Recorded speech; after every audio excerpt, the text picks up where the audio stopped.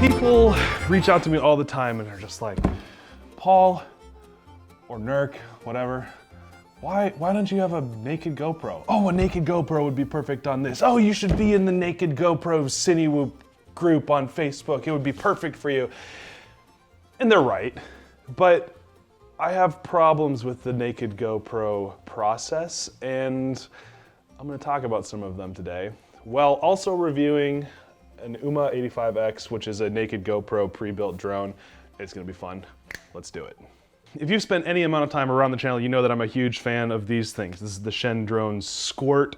It is a Cinewhoop. I would say that it kind of kick-started the Cinewhoop category. Obviously, everything is owed to Robert McIntosh, then followed by Andy Shen, and the process that they put in place to make sure that Cinewhooping could be popular. But this is my workhorse. I would say that easily 80% of the work that I do in the professional FPV Cine market is with this thing. For whatever reason, this is what clients want to see. And it's perfect, right? It's small, it's relatively safe. You can get through gaps that you wouldn't want to try with a 5-inch. You can fly around expensive cars or expensive actors, all of the above. It's perfect at what it does. I love it. But there's been this really big community around building naked GoPro drones, and the idea behind it is perfect, right? It's take a GoPro, strip it down for as much weight as you can, and wire it straight into the drone flight battery so that it's as small and lightweight as possible. But along with that comes some difficulties, and I'm gonna address some of those throughout the day today. The drone that I've decided to do my review on and to test around is the Umma85X. This is a design by Ummagod to take the Beta 85X and make it into a split GoPro carrier. You've got a GoPro up top and you've got a regular drone in the bottom. There's this whole top plate that is independently mounted, so it's all soft mounted so that you're not going to induce any extra vibrations into the flight footage. And it's a really cool, really clever design. I have to actually connect my phone to the actual GoPro software that's on there, but you can see that there's no GoPro screen. So you actually have to take the old screen, connect it to the GoPro that's in this like wiggly piece, and then use that to bind it to your phone. So I recorded this way back when I first got this drone, so let's go check out how to do that now. This is the Umma85. It's made by my buddy Kim from China, well, from Hong Kong actually. But it is a super small Cinewhoop style drone with a built-in torn down GoPro. So if you see this, this is actually the GoPro lens. You've got a ND filter on top of it there. That's just the exposed lens. Put that back on. And then right down here you can see all of the parts of a GoPro are now mounted into the frame. So the GoPro is going to run off of the drone battery, not have a battery of its own or any of that protected armor or anything like that. And it just becomes a super light, super nimble, sub 250 gram HD capable, all that stuff. Now, anybody that's paid attention to me knows that I do not like the stripped down GoPro methodology at all. So it's gonna be some getting used to, and I don't know if I'm gonna like it yet or not, but I am keeping my opinions to myself for now, and I'm gonna test it out, give it the best shot that I can, and you know, I just want to see what options are out there, what's different, what other things are available, and so I'm really excited to play around with this. That is for sure. So I'm gonna figure out how to get this thing working, get it all bound up and ready, and we'll get some test shots. My goal is to take it with me down to Moberly, Missouri for the Freedom Spec race. So I'm gonna get some of my testing done with it for that, and then hopefully we'll be able to film a video or a few videos with it along the way. Really excited about this. Okay, so this is a little 850 4-cell, super old, super janky, and it's above the recommended size, so it's a little bit too heavy. So I've got to get some smaller ones, like 550s is what recommended. And if you look here, this is actually part of the GoPro. It's actually the screen. See that? And it's separate from the drone so that you don't waste weight. Okay, from what I can tell, this is how you're supposed to attach the screen. Now I'm going to plug it into the quad. And now I'm going to plug the quad in. Oop, GoPro's on. 2.7K, 4x3. Oh, that's so bizarre. So I'm going to quick connect it to my phone so I don't have to plug the screen in anymore. God, it's so weird to see the screen. Like, you're just like, that's a GoPro. And then you go over top of it and you're like, ah, it's so thin. That's so bizarre. Boom. Look at that. Alright, let's tear this thing back apart. / put it back together.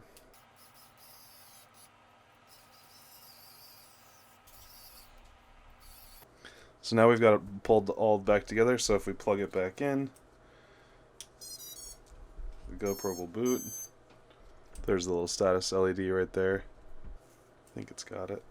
Yep. Look at that. GoPro on a drone. SD card slots over here. There's a button right down in there. Now it's rolling. Oh my gosh. You can see the status LED is blinking now. And then stop it. Now it's not recording anymore. Oh, that's so cool. Now I'm just going to get it bound up to my radio. Got it. I'm going to give it just a quick garage hover because I want to make sure that the footage can be stabilized, that there's not some issue like a version wrong or a setting on the GoPro wrong. I just want to know that for sure the footage that we're going to get is going to work. So we're just going to go do a quick test in the garage. Yeah, the controls were backwards. I don't know why. That's a good learning though. Let's go see if Real Steady works. Okay, I'm popping out the SD card. Okay, there's a file. Okay, I'm attempting to open it in Real Steady now. I'm worried that the file got corrupted because I didn't stop the recording before unplugging. That's my theory. Yeah, it's not looking good. Okay, so after a bunch of screwing around, literally, with the screwdriver, I found out that the only way to access the USB is by removing the GoPro plate, more or less. So it's off to the side, just left the camera and the GoPro plugged in, and now I'm finally getting to the USB. By default, it was set to some weird controller profile, like it wasn't set to the Futaba version that I used. And yeah, that clip did not stabilize. I think it got corrupted. So we will have to try that again and make sure we actually hit the record button. Okay, I believe we are now recording.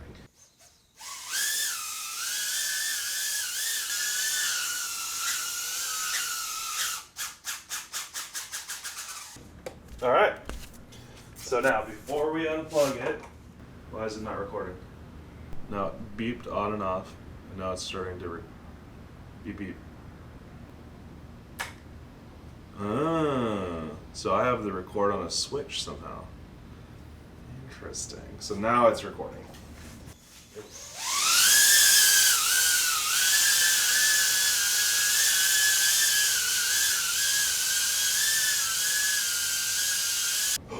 That's so cool! You can start the GoPro with the switch. I didn't even know that was a feature. Dang, Kim, that is so cool. So I think his goal was for that to be on a momentary. I have it on a tertiary switch, like a three-way. That's awesome. So I can start and stop the recording with the flip of a switch. Look at that. Look at that ugly mug. Okay, now let's take it into Real Steady. Oh, it's already further.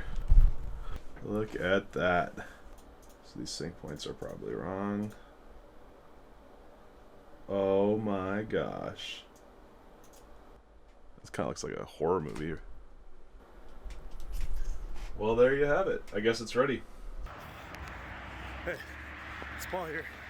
Looking super awkward on the side of the road running. Trying to get not fat for you guys to watch my videos, so you better subscribe right now. Thank you. Let's close in on 3 miles for you. Go! Once I got the GoPro connected to my phone and I could start and stop recording and do all of that stuff, I actually took it on a trip with me to Moberly, Missouri, where we did a little bit of racing in a parking garage. I actually took this Beta 85, or Umma85, excuse me, and chased a tiny trainer through a warehouse in St. Louis on our way out there. And that footage turned out awesome. And so I'm gonna show you some of that right now. So this is gonna be the first like real world test of the naked GoPro camera quad. We're here at this, I don't know, it's not a bando, but undisclosed location in an undisclosed city. Testing out this guy. It's a little bit dark in here, so it might be too dark on the inside, but definitely once we get outside, it'll be fine. And I'm just gonna kind of cruise around, see what kind of range I can get with the onboard electronics, and hopefully it'll turn out. We'll see.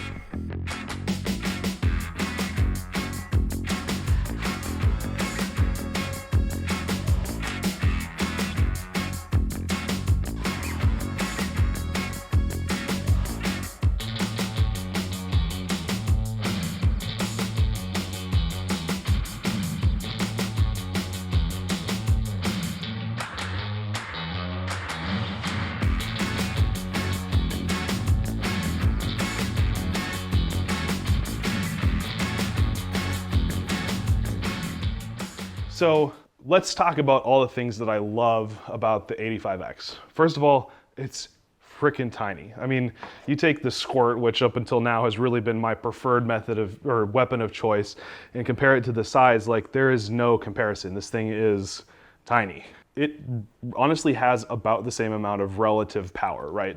The Squirt is a little bit bigger, but it's more protected, but you can carry the full GoPro instead of whatever gobbledygook that is.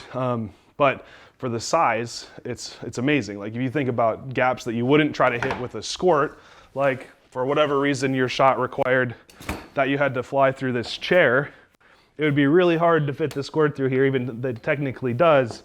But if you look at like the relative size, you know, fitting the Umma85X in there would be way easier. The next thing that is really great about it is that it's super light and small, and it's not going to cause any damage. If you bump into stuff with this, it's so small, it's not going to be a problem. Not only is it going to be really hard to damage expensive property, but also really expensive talent. It's going to be really hard to hurt yourself on those tiny little props, and even harder because there are bumpers on it. Another factor that's worth considering is that this on average is going to be a little bit cheaper than a Cinewhoop.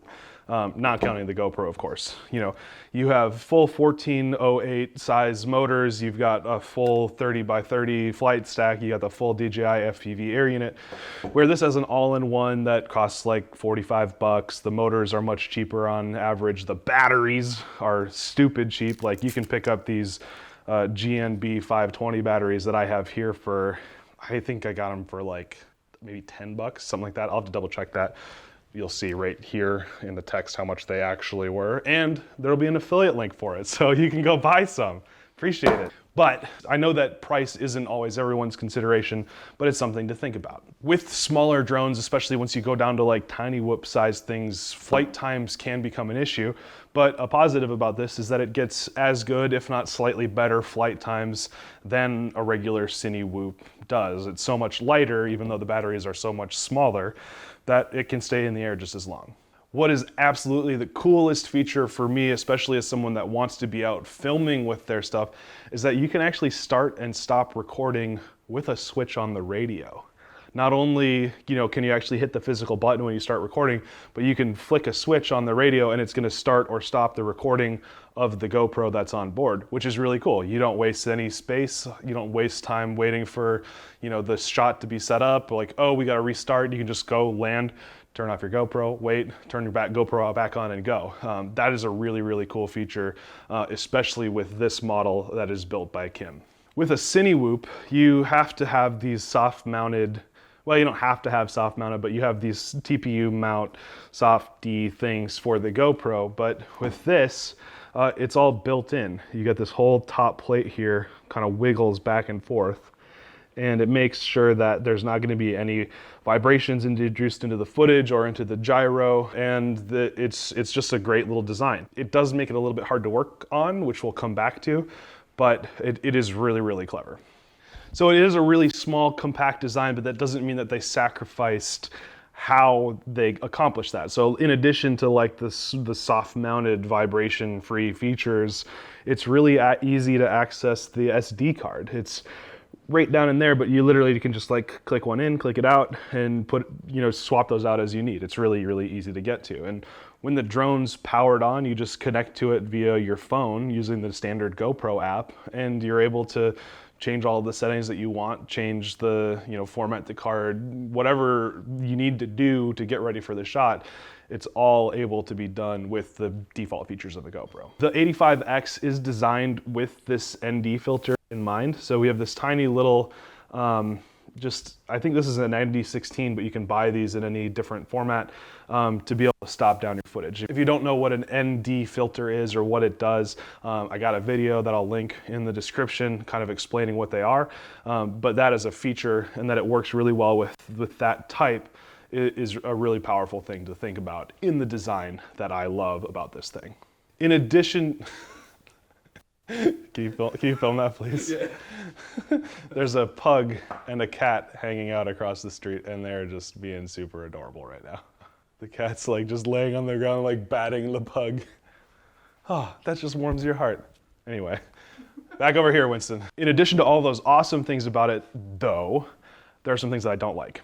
First of all, this thing is not going to be as durable as this, right? This is got big bumpers. Now, that being said, this one is broken, but sorry about that. This has, these big bumpers, big thick carbon fiber.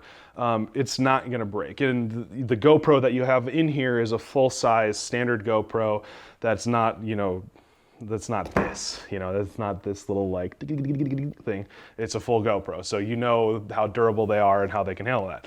So thinking about that, moving over to a 85X that is got these plasticky bumpers and these tiny little TPU squiggly things that keep it soft mounted, and this GoPro lens is super exposed, and if you take that off because you're shooting in a low light environment, you're suddenly now exposing the actual GoPro lens instead of having one of those like glass protectors over it. It's really, that makes me really nervous. So that's something that I'm gonna have to watch. I have not broken mine yet. I have not probably flown it enough to say that I haven't been able to break it, but that is definitely something that's on my mind when I'm thinking about this drone. The next downside about the 85X is that the camera tilt on the GoPro is not adjustable. If you see, it is fixed here. Now, there might be a version of this mount or another way to mount this that you could get it adjustable, but right now it's just fixed at that like 10 degrees, or actually it's probably even less than 10 degrees. I'd say that's probably like 5, maybe a little less, which I think probably a little bit. Think about that stuff when I was tell him. And in addition, the FPV camera is actually, at least the way this one's built, I can't bring it up any more than it already is, and it's just a little chintzy. I mean, it doesn't need to be more than that, but it just does take away a little bit from what could be a feature there. On the copy of this drone that I have, I get a little bit of light leak, what I believe is on the left side of the sensor. So after it inverts as it goes into the screen, there's light coming through over here somewhere. I think if I spent some time and put some tape on there, I could find where that light leak was coming from. But to me, that just seemed like something that should be taken care of out of the box. It's really easy to test for and easy for the manufacturer to fix. With this drone, you're obviously limited to the GoPro Hero 6. Now, the Hero 6 is amazing for real steady projects, but it doesn't have the high bit rate, the low light sensitivity that the GoPro Hero 8 does. For that, you're gonna have to go back to the Squirt. So you have to decide, do you want a GoPro Hero 6 or a GoPro Hero 8 ahead of time, and then you're not gonna have the choice to change. Might not really bother anyone, something to think about. The next downside to the Umma85X is that it is just about impossible to work on. In order to do anything, you have to take this piece off and then you have to take the whole thing out, and it's just not elegant. So if I do have a problem, if an ESC stops working, like once that happens, and it always does with FPV drones because we never treat them well, I'm not looking forward to having to work on it. Just to take the GoPro piece off, you have to take these 4 screws off, and then like getting them back on is a pain in the butt, and I do not look forward to having to work on it.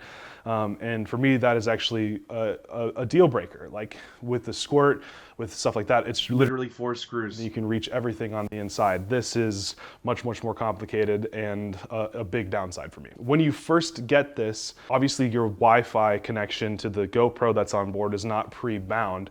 So that first process of taking it apart, sticking on the little screen, getting it all bound is really kind of fickle and finicky. But that being said, once it's done, you shouldn't have to worry about it. However, I have noticed in the past that the GoPro Wi-Fi connectivity is not always amazing. So I just, another thing that I think about, I wonder, is it going to be a pain sometime in the future when the Wi-Fi just isn't working and I'm in a rush on set trying to get things done? It's just, I don't know. But other than those downsides, I mean, this thing is amazing. I love its form factor. I love the effort and the design and the thoughtfulness that went into it. But there are some things that I don't like. So it's, like with anything, it's a give and take. There's some things I don't like about the Squirt, the fact that it doesn't fly very well in wind, that the bumpers get a little bit squished sometimes, like stuff like that. But, at the end of the day, it's about finding the best balance between frustration and love. And this is well on its way towards the love side. In addition to things that are directly pros and cons, there are some things that I want to mention. The first is that you can get this in analog or digital. I happen to have mine in analog. I don't know why. I think I just forgot about it when I ordered it. I was like, oh yeah, I probably should have gotten that with a Vista. But you can get that with the DJI digital FPV system, or in my case, I have, there's a Unify Nano and a Crossfire and this Runcam Racer Mini 2, Micro 2, which is a great control and video train, but digital would still be better in this case. Both the Squirt and the Umma85X are affected by wind, right? This is super light. The Squirt is basically a giant flying sail. It's like any wind, it just pushes out of the way. But where that one would buffet in the wind, this one is able to cut through it a little bit better because it's smaller. But if you have a strong wind, this thing is just gone. Like, you have to really give it a lot of throttle to counteract against the wind that you're dealing with. So there's a lot of things I do and don't like about this drone. The size and the form factor are amazing, but the durability and the accessibility are a pain in the butt. That being said, I think it's going to be a different strokes for different folks kind of situation. In moments where you need something really small or safe or unobtrusive, this is going to be a better option. For moments where a higher camera quality or maybe a little bit more stable flight, the Squirt's going to be a better option. So you got to kind of pick. It's another tool in the quiver of the things that you have to bring with you on set. Am I going to choose this more often than the Squirt? Almost definitely not. I think that the Squirt it hits every point that I want it to hit. I'm so used to it, how it flies, and I know the situations in which I would choose that over this. So I think that this is gonna have some very small use cases. It's something worth bringing with me, but it's not the thing that I'm always gonna choose. So naked GoPros, super, super cool. I love them a lot, but at the same time, I got a lot of love for the Squirt and the reliability and the maintenance-free life of that. I bought my copy of the Umma85X from a guy called Kim. I'm putting a link to his Instagram in the description. If you want to get a hold of one of these, you just send him a message and he'll work out the deals with you. He hasn't set up his web shop, but he's basically building these on behalf of Ummagod so that you can buy one ready to fly, which is what I did because I did not want to fiddle around with this GoPro. I paid full price for this. I did not receive this as a review unit. I bought it full price so that I could do my own testing on it and understand without any kind of influence on whether or not somebody sent it to me or anything on my own. So just straight off the cuff is exactly my thoughts, not impacted by that at all. So keep that in mind. So I hope that this kind of breakdown, all of the pros and cons of this machine has been useful, helps you decide whether or not this is something that you want in your toolkit. I've had a lot of fun playing with it. I'm going to continue to play with it and use it to the best of my ability. So I hope you enjoyed this. I hope that you learned a little bit of something today, and I hope that you stay flying.